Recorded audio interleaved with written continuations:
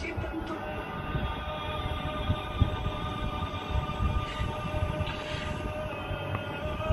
আমি এত বছর অপেক্ষা করেছিলাম তোমার সম্মতি পাওয়ার জন্য, আর আজ তুমি আমার বললে আমাকে অপেক্ষা করতে। বেশ, তাই শেষ, তাই শেষ।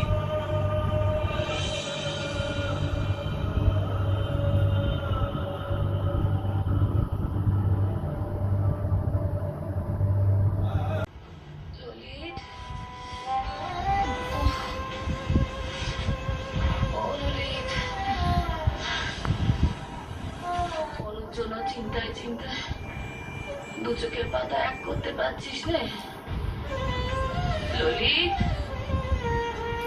ললিত,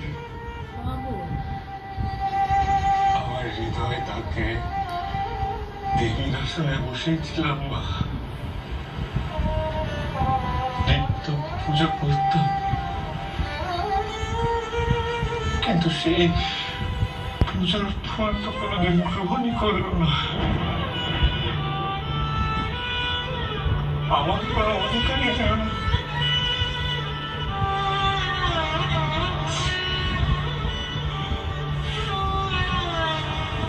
তাই তো আমি ফিরে আসি বারবার,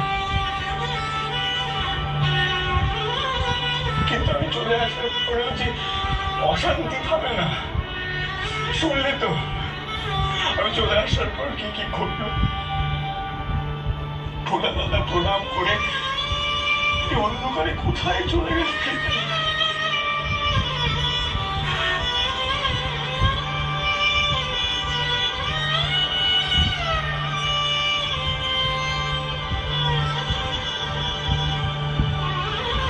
এইভাবে অনুভব যে বাঁচতে পারবে না।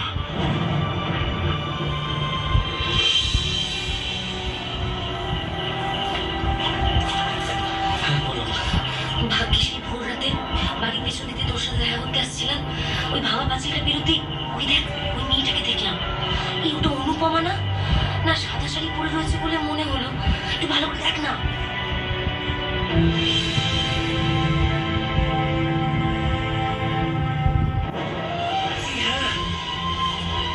অনুপমা,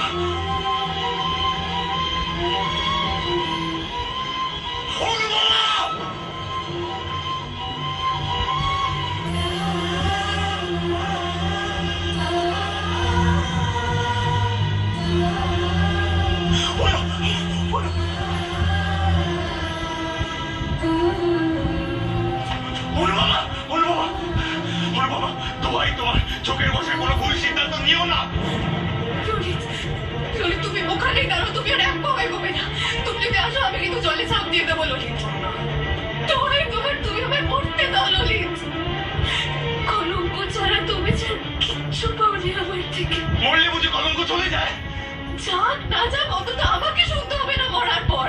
অনুভব, তুমি ভুল ভাবছো। তুমি মরে গেলে যে আমার বেঁচে থেকে আর লাভ নেই।